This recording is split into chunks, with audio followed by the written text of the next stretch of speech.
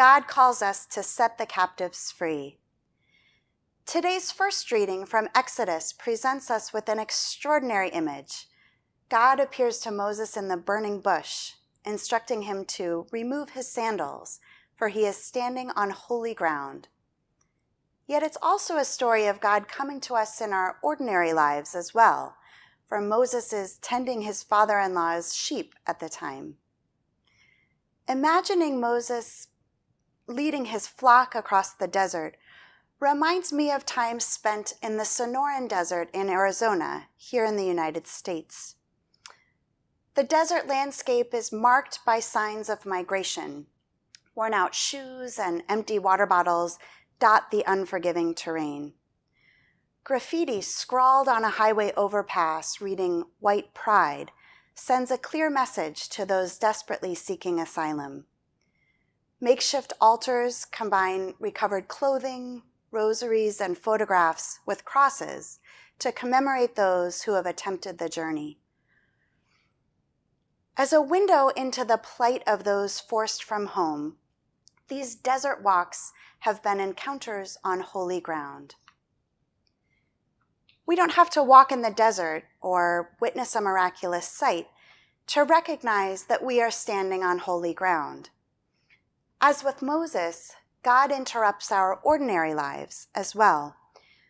We experience moments where something perceptibly shifts, and we become aware of the sacred quality of the encounter. As parents, honest conversations with our children about troubling headlines or their own experiences of injustice can move us onto holy ground. I think of office hours with students, where conversations start out treating course material, but then veer into more meaningful questions about vocation or personal struggle. Perhaps we find ourselves on holy ground when we choose a path that takes courage, even when, like Moses, we struggle with real doubts. So tending sheep, Moses stumbles upon Mount Sinai, and out of this fiery presence, no doubt frightening, yet alluring, God comes to him, the perennial outsider. It is Moses, estranged from the Hebrews, a criminal taking refuge, who encounters the God of Abraham, Isaac, and Jacob. God's message to Moses is one of compassionate liberation for those who suffer. I have heard the cry of my people and come down to rescue them. God calls Moses to go back to Pharaoh and lead the Israelites out of slavery and into the promised land of Canaan. We too are invited to join in this mission of freeing the captives for abundant life. It is in light of the Israelites' own experience of suffering that God frames laws for the treatment of outsiders. You shall not wrong or oppress a resident alien, for you were aliens in the land of Egypt. Indeed, after the commandment to only worship one God, no other moral imperative is repeated more frequently in the Hebrew Scriptures than this command to care for the stranger. Across our globe, in unprecedented numbers, women, children, and men cross borders. They flee gang violence, food insecurity, and proxy wars. Too often we become numb to the statistics, or we become cynical in the face of politicians' manipulative rhetoric. Yet God's clear summons interrupts. Who is crying out in our midst, and what insulates us from their cries? As modern forms of empire continue to exploit, what idols prevent us from showing hospitality? How are our own lives bound up with deaths in the Mediterranean and the Sonoran Desert?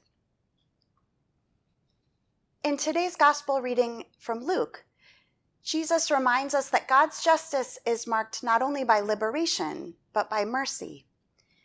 His parable of the fig tree reveals how God is patient with us, even when we turn away, even when our lives do not immediately appear to bear fruit.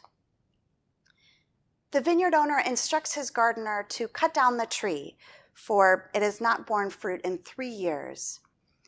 The gardener asks the owner to leave it for one more year, promising to fertilize it, but indicating the owner can cut it down if it still fails to produce. Lent offers us a time to reflect on the ways in which we must repent and prune in order to grow. Jesus offers the parable in response to his disciples' questions about the severity of different Galileans' sins. So whereas today's gospel demands that we bear fruit, it also warns against self-righteousness. Sometimes we are more concerned with calling others out than with imitating the mercy that God shows us again and again. Why should they exhaust the soil? Yet responding to God's prophetic call in Exodus often requires the mercy and patience that God shows in Luke's gospel. We're called not only to resist empire and release captives, but also to bridge build and forgive. God of one more year, I am who am. You call us into liberating solidarity with those considered outsiders in our midst. Together, we are standing on holy ground.